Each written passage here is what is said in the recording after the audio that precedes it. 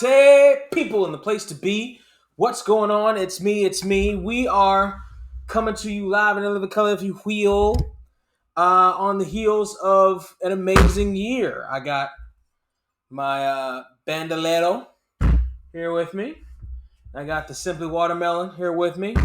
I got a couple of year-end review shows here with me, folks. It came to my attention that both Netflix and Amazon Prime was doing year-end review shows. And so I had to, and there's the year-end review show right out there. Oh, stay classy, Long Beach. And so it came to my attention that both Amazon Prime and Netflix were doing these year-end review shows and that they had different, outcomes, really had different points of view in which they were going to espouse here upon the general public. And so I was like, let me watch these and see. Let me just do a quick little video here and see. And these might be enjoyable. And then what I did was I went to Amazon Prime and I brought up their year in review show, Yearly Departed. And as soon as I saw the frame, the picture, the poster that they have for Yearly Departed, I immediately regretted my decision. Immediately regretted my decision because I saw Sarah Silverman on it, and Sarah Silverman hasn't been funny in over a decade.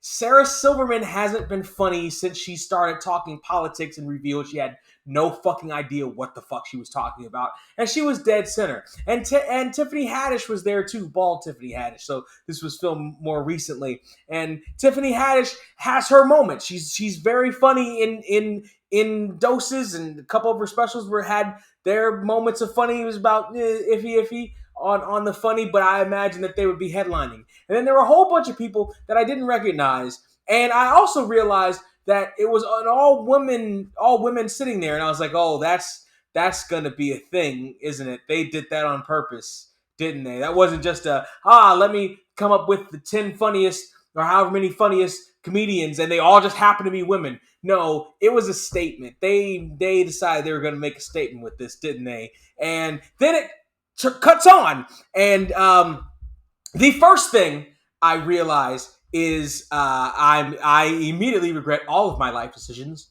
including and especially this one. First and foremost, Yearly Departed had a problem with production all throughout, and they show how they did the production in the end credits. It was very socially distanced. Everybody wore masks. They only had a couple people on set at a time. Everybody you see in the chairs in the funeral home, they all filmed their spots separately than everybody else. They filmed their spot, and then probably later on in the day or the next day or whatever, somebody else filmed there, and they green screened everybody in, which you saw on some of the things, on some of the shots was more readily apparent than others. One shot that was readily apparent, apparently Mrs. Maisel from The Fabulous Mrs. Maisel is one of the presenters. I didn't recognize her at first, but every time they showed her on the green screen, her face looked green screened. Like, that didn't happen to anybody else, but her face looked like her face wasn't even there. I don't know if that was a reaction to the makeup that she wore or something, but I immediately saw that. And then I hated my life even worse because guess who was there? Chill, Peter. Guess who was there? But didn't give a speech. So the whole premise of this is these female comedians are giving a eulogy to different things in 2020. It's not just 2020. Different things in 2020, like beige Band-Aids and making America feel great again. That was Sarah Silverman's one, and ooh, was that not funny? But guess who was there? She didn't give one of these eulogies, but she was there, and she did a couple of different things. You know who was there? Francesca Fuck You Ramsey was there. I thought we had left her in 2017. Thought we were done. I thought once the coding was fucking canceled, we fucking eradicated that cancer from my brain. I was under the impression that Francesca Ramsey faded off into the sun, just flitted away, just faded off into the goddamn sunset, just like what the fuck else was around in 2017. I don't fucking remember. Fucking dance move what was the floss? Was that 17 or 18? I think it was 18 or 19.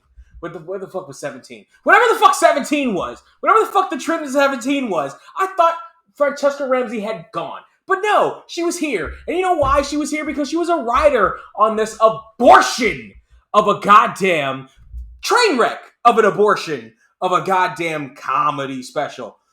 Holy fuck. Did they force feed? Not every, but quite a few noticeable points of view and fucking ideologies in here that just whatever semblance of funny would have been in here, just gone. It's just frittered away, just disappeared away.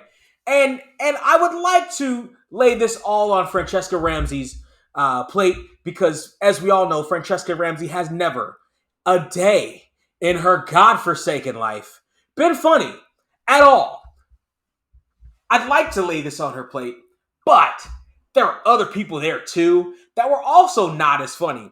I understand the thought process and the aspect of giving a bigger platform and more opportunity to up-and-comers. I'm all for that. Smash that like button, smash that subscribe button, share my shit. I'm all for that. How do we even get here? Podcast. I'm all for that. However, isn't there a requirement in comedy, and I already know the answer to this, isn't there a requirement in comedy for your shit to be funny? The answer is no. The answer is no. That left the barn quite a long time ago. I don't even know why I asked the question. Mrs. Maisel, hers was halfway decent for the most part. She was clearly doing Mrs. Maisel, though. Like, it wasn't like the character Mrs. Maisel was the actress who plays Mrs. Maisel, but she was doing Mrs. Maisel. And I like Mrs. Maisel, but I'll just wait for the next season. Thank you very much. I'll wait for the next season. I don't need this. The funniest one was Natasha Leggero. And I thought Natasha Leggero would be the funniest one. I thought she'd be the best one because she treated her segment was the best segment of this whole thing because it actually did what the show itself promised it would do without all the stupid fucking production value bullshit. It was a roast of a particular topic, was what it was. She got up on the dais and she roasted not having any more children. And she did it in her Natasha Leggero style, which was great because it stuck out from almost everybody else's style except for Mrs. Maisel because she was just doing Mrs. Maisel because she actually had her style. She had her voice. She was Natasha Leggero doing the Natasha Leggero character as Natasha Leggero, doing the Natasha Leggero comedic act as Natasha Leggero. Fantastic. Everybody else was just the same fucking person doing the same not even hackney because it's not even new, but the same lack of comedy fucking shit about beige fucking who gives a shit about whoever in the history of ever gave a shit about beige fuck you Band-Aids? Like, what the fuck? I remember this. I remember this as a kid. So there were regular Band-Aids, and then there were like slightly darker beige Band-Aids, but they weren't really black either. And, as Trey likes to tell everybody, I'm high yellow, which I'm not, but whatever. Actually, when I was younger, I was a lot lighter. But I remember that, and I never, in the history of Everdom, thought to myself, what would be really helpful is if this Band-Aid, was more to my pigment in my. I don't give a fuck about the color of the fucking Band-Aid. Dude, first off, I came from an era where we had goddamn Power Rangers on our Band-Aids. We wanted people to see our goddamn battle scars. Are you fucking shitting me? Who gives a fuck what color? Lost my fucking hat. Who gives a shit what color the guy? We had Batman. We had Power Rangers. We had Power Rangers on our fucking Band-Aids. Ninja Turtles on our goddamn Band-Aids. We had Michelangelo doing this on our fucking Band-Aids. Bright neon fucking colors. We had neon band-aids. We had glow-in-the-dark goddamn band-aids. I don't give fuck number one what color a goddamn band-aid is. It gonna stop the bleeding? Fucking fine. Jesus. Fuck you, Christ. This shit was terrible. Too many cuts. Entirely too many cuts. The premise of this is only 45 minutes, and it felt 40 minutes too long. The premise of this was paper goddamn thin, and they spanned it out over 9, 10 fucking comedians who didn't need to be there. Or the majority of which hadn't quite earned their stripes to be there yet. All women. No. Fucking... I don't even know if it's necessarily length in comedy, because length in a particular profession isn't necessarily even the indicator of whether you deserve to be in a certain position or not. But these comedians didn't really get there, particularly because most of them sounded the same as the other ones that came before them.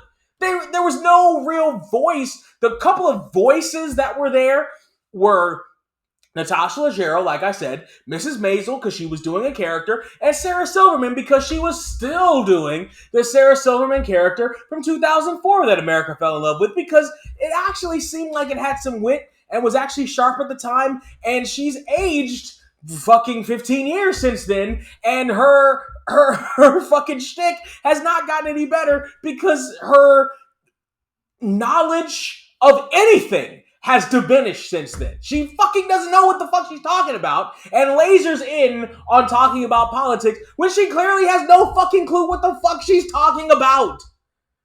And she's not the only comedian that does this, but she's the one that's in this particular special, so I'm talking about her. God damn, that was fucking weak. What the fuck else happened? The all-female cast, I talked about this earlier, was clearly to make a goddamn statement. There was no reason as it progressed. It was clear that these weren't the best comedians they could find. These were female comedians that they could find. These were female comedians they could find. And sometimes they didn't necessarily go completely off the rails, some of them with, ideology bullshit, but enough of them did that it became a chore to watch. And I was looking at I was like, how long? I literally paused and I was like, I looked at the time bar, I was like, how long is this thing? Oh God, there's 20 minutes. It's only 45 minutes, but there's 20 minutes left in this goddamn thing. Holy shit. I gotta sit through 20 fucking, the things I do for you. Don't ever say I don't love you. Don't ever say it. Don't ever say it. The things I do for you. Bloody hell. Christina Aguilera pops up at the end to sing I Will Remember You. Again, for no goddamn reason. Literally no goddamn reason. Don't watch this. Don't watch this. Natasha Leggero's portion was the best in a sea of garbage. And hers... No, it was about as tight as it could have been. Maybe could have trimmed off a joke or two, but don't watch this shit. If I'm gonna rate this the normal rating, fucking 1 out of $15. This is horseshit. Don't even click on it. Don't even click on it. You know why? Because Amazon Prime doesn't give you the option of rating the shit like Netflix does. I wanted to go in and be like, fucking hero, fucking star, fucking 1 star, fucking nothing. It wouldn't let me. I can't figure out how to give that a negative rating. If I could, I would. Fuck Yearly Departed. That shit is trash. However, as I was downing my third normal size glass, which was about here, of this tequila and Sprite and watermelon juice concoction. Don't at me, Hoteps. Don't fucking at me. I got to Death to 2020 on Netflix. And I loaded it up on Netflix and I saw, holy fuck, it's 70 minutes. Twice! Well, little less than twice as long as Yearly Departed. Yearly Departed had beat me into such a stupor, into such a state, that I absolutely was not only not looking forward to watching this, but dreading it. I was like, dear God, I have to go through nearly twice as much torture for you, my party people, but I did it for you. And to my surprise, one of the first faces I see, I think after Samuel L. Jackson, because how do you not lead with Samuel L. Jackson, was the European, we'll call her world, treasure that is Lady Tracey Ullman.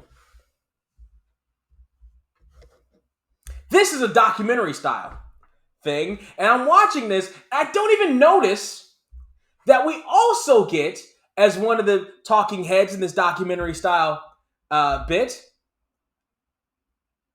is person who I, watching this, came to find out, is also a European treasure. I'm talking, of course, about noted sex worker supporter, Knight Hugh Phileas Grant of Love Actually fame and Star Brown, or whatever her name was. It's a shame I don't even remember her name. Something Brown. It was something Brown. I think it was Star.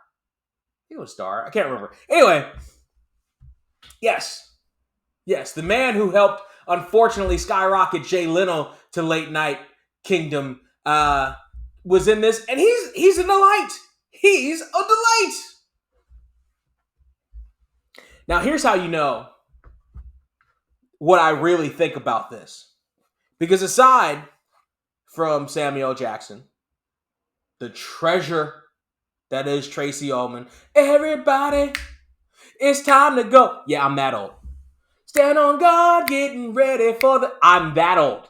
I remember the lyrics to the Tracey Ullman show in the 80s from memory because I was there. And Hugh Grant, we also get, in a surprising turn, because I normally don't like anything this person does, to the point that I refuse, and The Rock says refuse, to watch Coming to America because this person is in it. Yet I was already involved. I had pressed goddamn play. I told myself I was going to do this. I had sat through. The only reason, because I fucking sat through Yearly Departed. I was committed to this bit. I fucking sat through Yearly Departed, and god damn it, I'm going to sit through this shit too. Is none other than noted destroyer of childhoods, as she did some 4 years ago, as 1/4 of Feegbusters, Leslie Jones. I didn't hate Leslie Jones in this. Now, maybe that was because very minimal Leslie Jones. Maybe that's because very, very minimal Leslie Jones. Also, not really a lot of Leslie Jones just being big, fat, loud black woman, as was her role for so many years. The Power of Patty compels you. That type of shucking and jiving bullshit.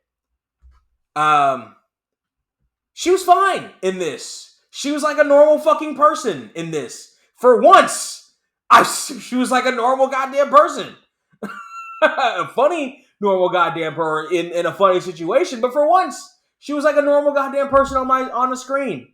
So fine. I even didn't hate Leslie Jones in something. Holy shit, this is the apocalypse. Katie, bar the doors. Fucking stock up on canned goods. We ain't making it to 2021, baby. That's Armageddon right there. I actually didn't hate Leslie Jones in something. That's how good this was. The premise of this didn't wear off. And it was almost twice as long. Do you know why? I said this over and over and over again on my fucking live stream for TLC. I've said this as many times as I am pounds, times 1,000 in my goddamn life. The details. It's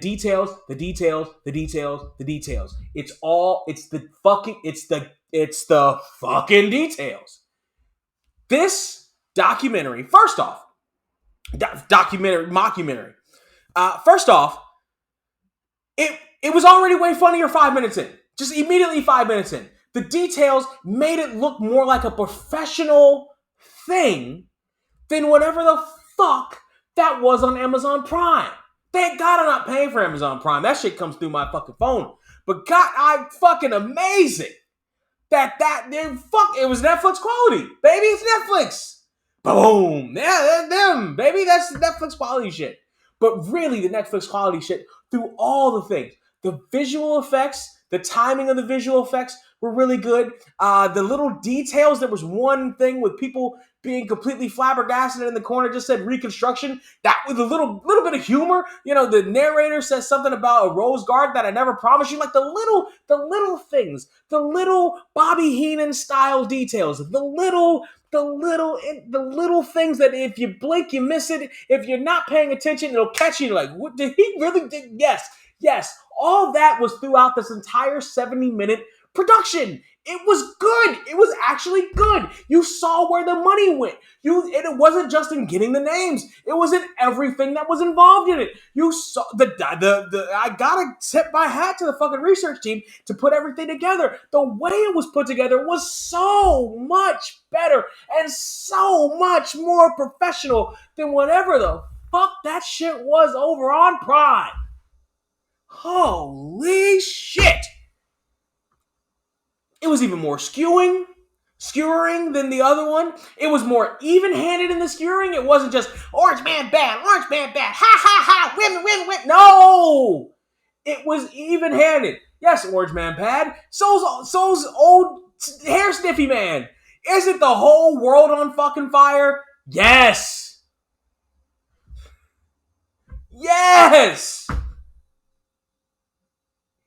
Funny things to laugh at on both sides. Yes! It all sucks. And Netflix was actually smart about how they skewered everything. They skewered the average person about how stupid we all are. Actually, them, not you. You're smart. You're intelligent. You're here. You're smart.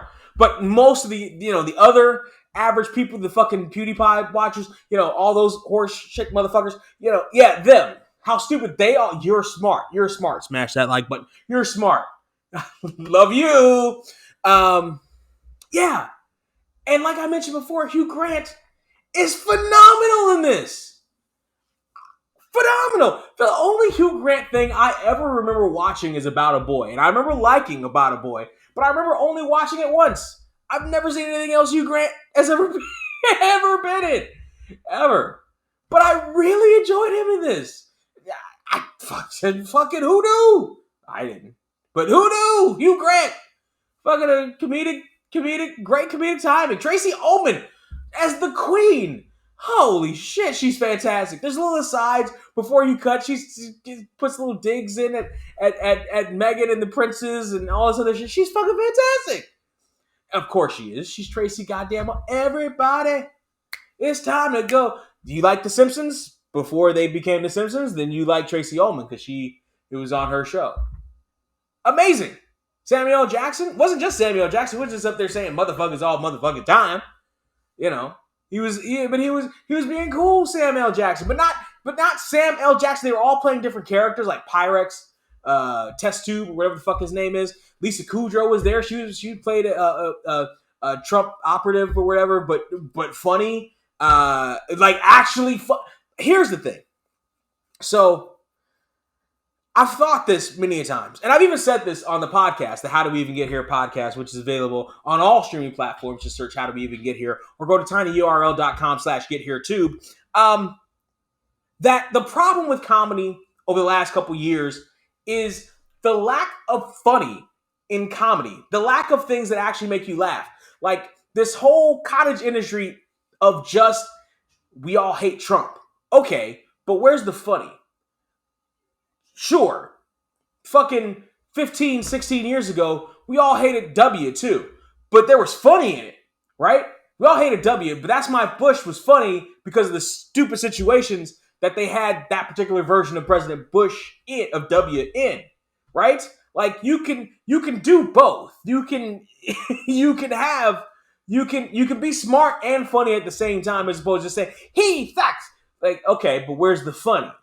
This actually had funny, and again, it was funny about it all. It was funny about it all. It was much better in terms of making you laugh and feel better about 2020 than the fucking other one is. The fucking other one is not. I can't even say it's mean spirited because it doesn't even have the heart, the ovarian fortitude, the chutzpah, the guts to even be mean spirited. Just kind of flighty bullshit with terrible fucking production quality, terrible writing, terrible production quality, terrible CG, a terrible premise that wears out his welcome in 5 minutes. This one doesn't. I can watch this one again and feel perfectly fine watching it again because of the production value. Much, much better. The writing is much better. The actual acting from the people in it is much better. I just listed three of the 3 stars of it were easily two, really, were the 2 Brits. Tracey Ullman and Hugh Grant were the 2 real bright stars on this, and everybody loves Samuel L. Jackson. Kumani, whatever the fuck his name is from Lovebirds, he was fine, whatever. But and actually, there's a other chick who plays a commoner. She's a Brit too. She's actually pretty good. Her acting is really good in this. So it's a dichotomy, boy. It is a tale of 2 yearly specials. The first one, 1 out of $15. Fuck the hell out of that one. This one, Death to 2020, way better.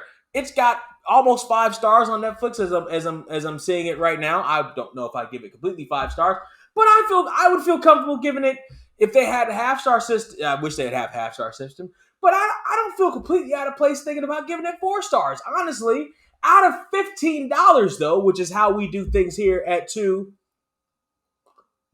drink minimum,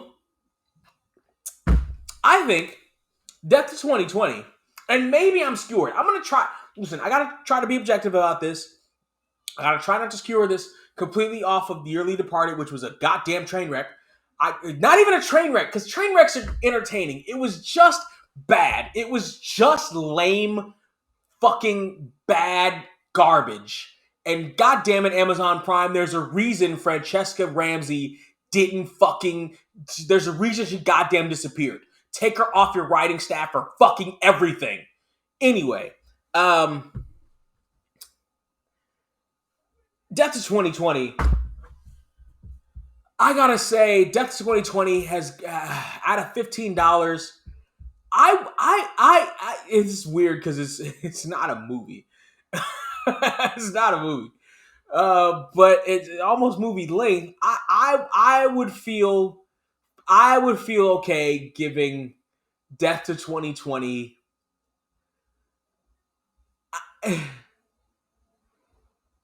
Fuck. I feel like I'm on that. I feel like I'm on that. It's because I'm on tilt because of the other one. Maybe I'm wrong about this, but I feel comfortable giving it 13 out of $15, man. It's really good. It's actually pretty good. It's actually really good. Like I almost feel bad about thinking about giving it somewhere like $12.50 or $12.75. It's really good actually. Like it's really good. It's really good. What can I say? No, I'm not just drunk, and no, I'm not just thinking about Yearly Departed and how fucking terrible that was. But Death 2020 was actually pretty good. I can't deny it. As much as the contrarian black hole in the space that used to have a heart wants to be, I can't on this one. I gotta say, 13 out of $15. Probably people, am I wrong? I'm sure you think I am, but tell me how wrong you think I am. Down there in the comment section, like, share, subscribe if you want to, but like and share. There are too many people who are on my shit here and the How Do We Even Get Here podcast that like what I do, but don't tell other people about it. Don't be one of those people. Tell other people about it.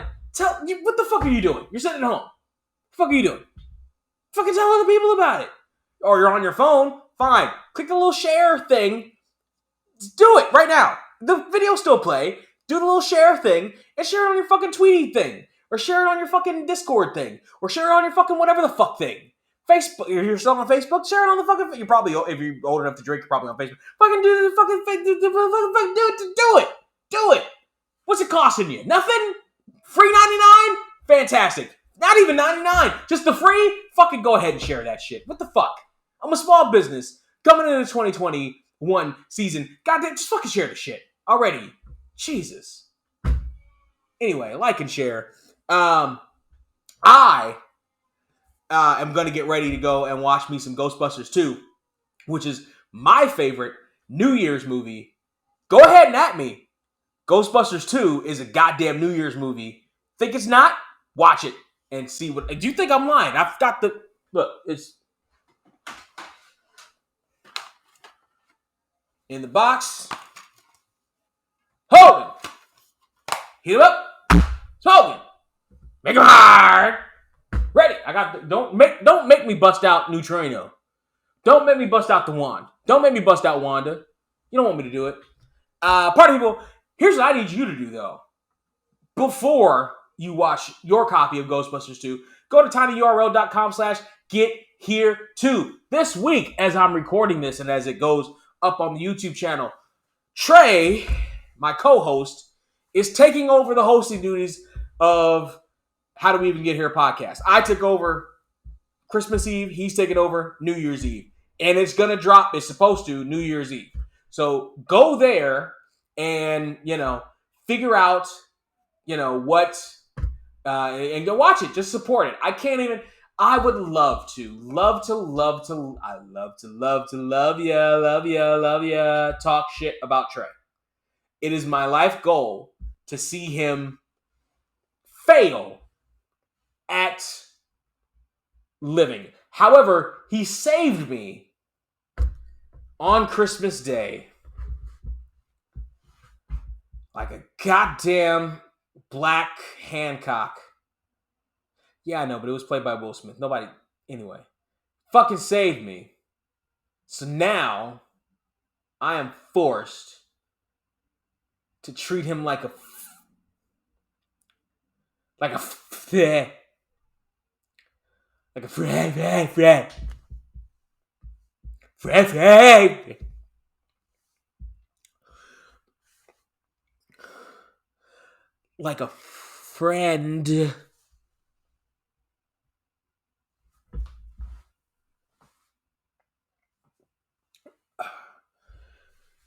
And support him. So we're having a little contest, but go ahead and check his weeks out, and whoever gets the most views on all the platforms, views and listens or whatever on all the platforms, wins. And until next time, party people. In the meantime, the in-between time, as always, cheers. I'm not finishing this whole fucking thing. It's almost all tequila, but... I'm a nice guy. I'm a nice place with a nice smile on my nice face. Turn it back and I'm making sure my night's straight. And when you're out of town, I'll be making sure your wife's straight.